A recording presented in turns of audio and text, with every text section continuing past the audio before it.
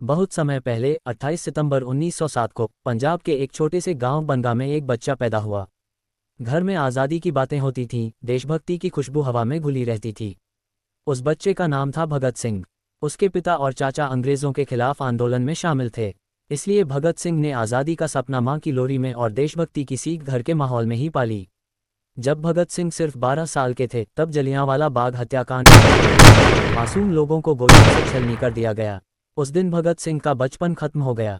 कहते हैं वे जलियांवाला बाग की मिट्टी अपने हाथों में भरकर लाए और मन ही मन कसम खाए, इस देश को आज़ाद कराना ही मेरी जिंदगी का मकसद होगा। वे पढ़ाई में बहुत तेज थे। किताबें उनके दोस्त थीं, इतिहास, राजनीति, क्रांति की कहानियाँ। लेकिन भगत सिंह सिर्फ पढ़ने वाले नहीं थे, वे सोचने वाले थे।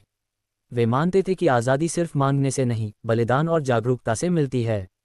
1928 में जब लाला लाजपत राय अंग्रेज़ों की लाठीचार्ज से शहीद हो गए तो भगत सिंह का दिल आग बन गया। उन्होंने अपने साथियों के साथ मिलकर अंग्रेज अफसर को गोली मार दी। ये बदला नहीं था, यह एक संदेश था, अत्याचार अब नहीं सहा जाएगा। इसके बाद 1929 में भगत सिंह और बटुकेश्वर दत्त ने केंद्रीय विधानसभा में बम फेंका। लेकिन ध्यान रहे, वे बम किसी को मारने के लिए नहीं थे। वे चाहते थे कि सोया हुआ भारत जाग जाए।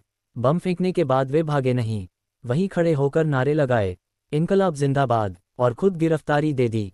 जेल में भी भगत सिंह झुके नहीं।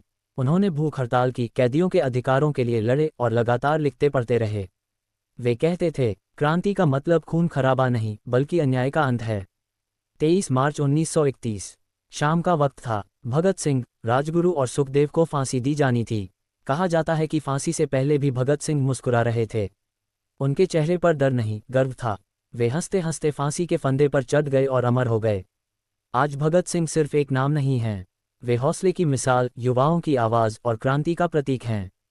उन्होंने सिखाया कि देश से प्यार सिर्फ शब्दों में नहीं, कर्मों में